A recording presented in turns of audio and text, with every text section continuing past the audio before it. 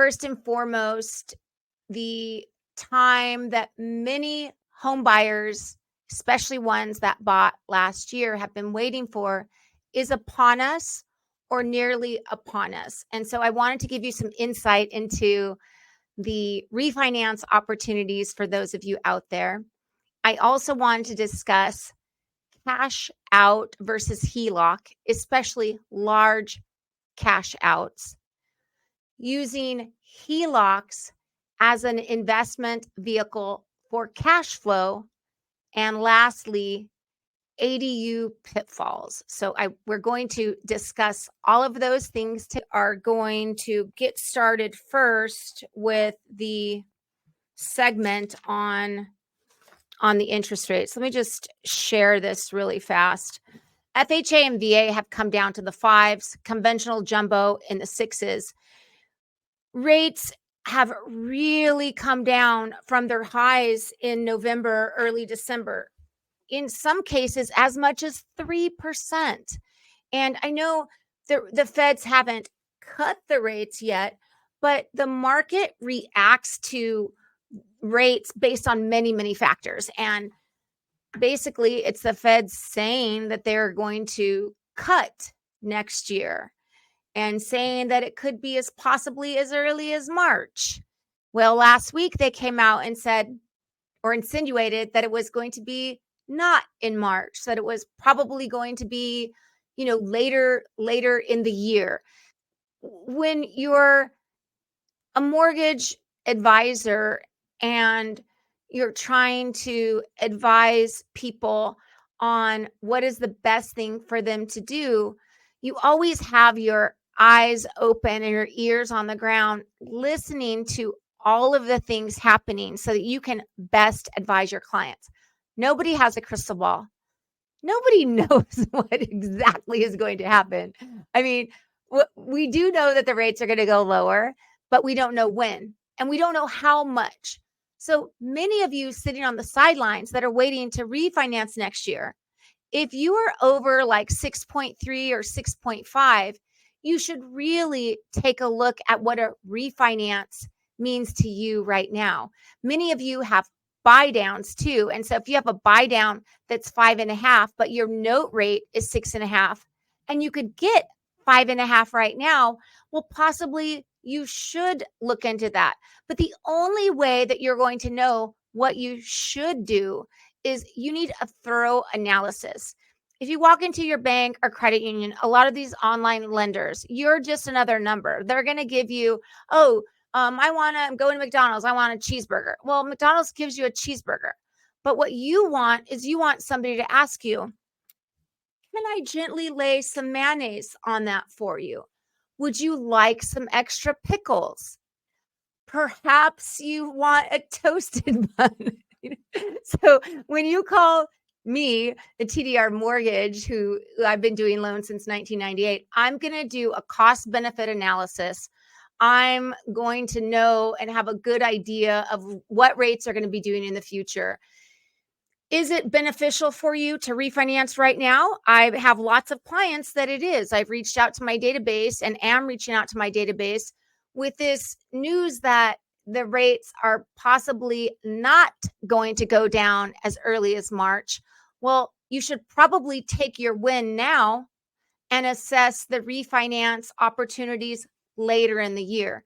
If you can save money right now and it's at a low cost, you should look at your refinance opportunities right now. That is one of the things that, a lot of people, newer people that just haven't been around for a very long time, they don't have a handle on locking. There's an art to locking. There's an art to playing the market. Who all are you listening to? I also think like gut has a lot to do with it too. I have locked off of, hey, I think it's a good time to lock. It is such a crapshoot on what exactly is going to happen. But if you can take your winnings now, it's my recommendation that you do that. Cash out versus Heloc. Cash out versus Heloc. I think it's all pretty logical to assume if you have a 2% rate and you owe 500,000 and you just want to get 50,000 out, you're not going to refinance that 2% rate, right? You're not. But if you have, like, let's say a 3%, a 3.5% rate, and you're getting out $200 or $300, you may want to look at what a blended rate looks like. A lot of times the rate, well, now that the rates are in the 5s and 6s, it's possible that a blended rate will be a better option for you than just doing a pure HELOC. But you don't want to just leave it to chance and assume. You want someone that can hop in there and do that cost benefit analysis for you and shop your home equity loan. I feel like this is something that is so exciting. I love it so much. And a lot of people are doing it, and I love it. HELOC, using a HELOC for an investment property purchase, or doing an accessory dwelling unit on your property.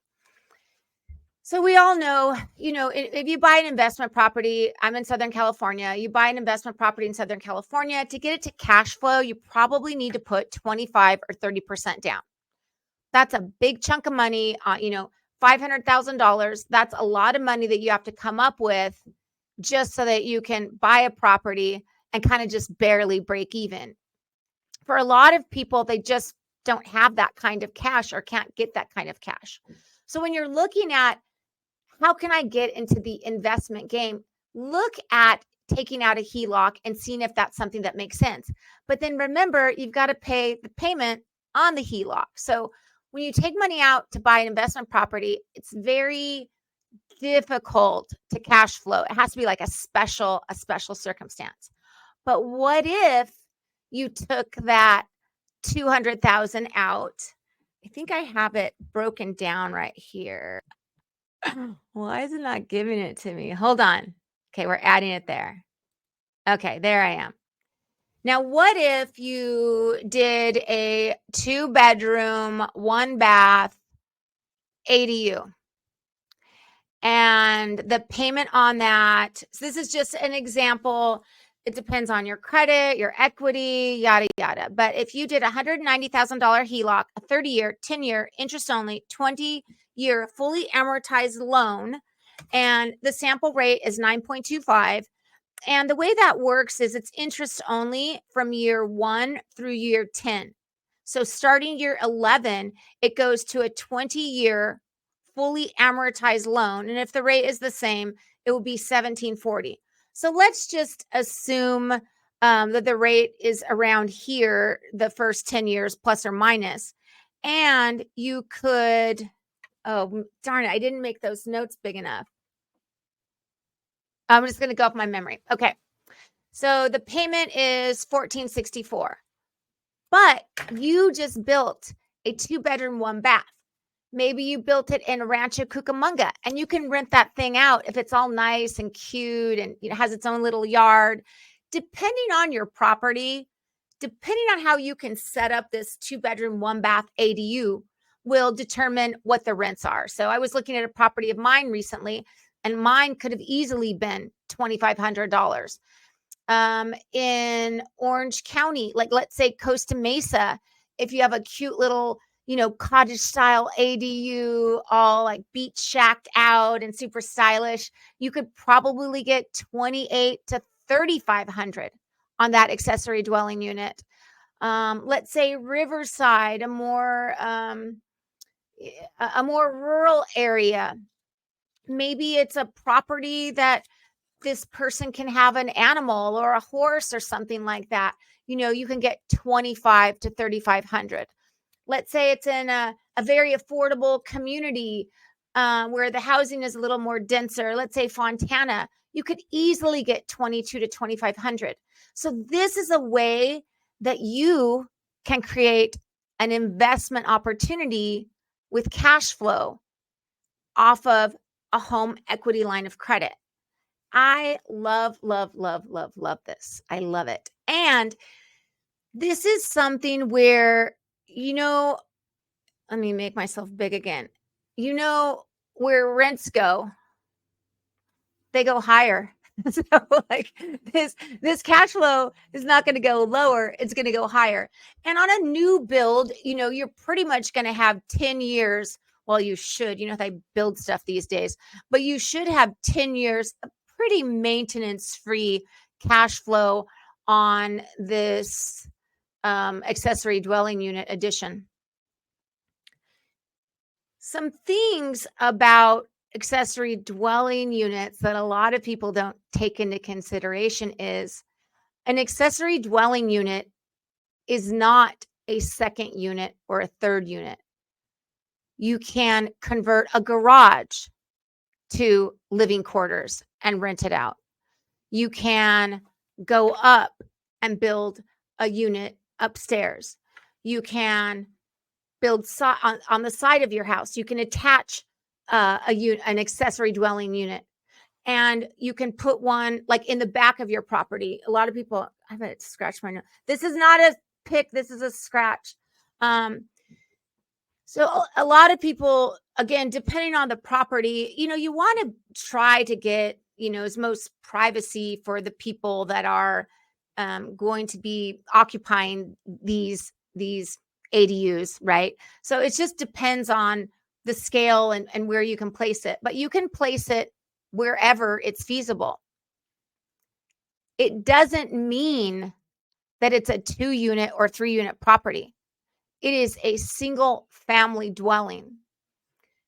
When you're comping out these properties, this causes people a lot of issues.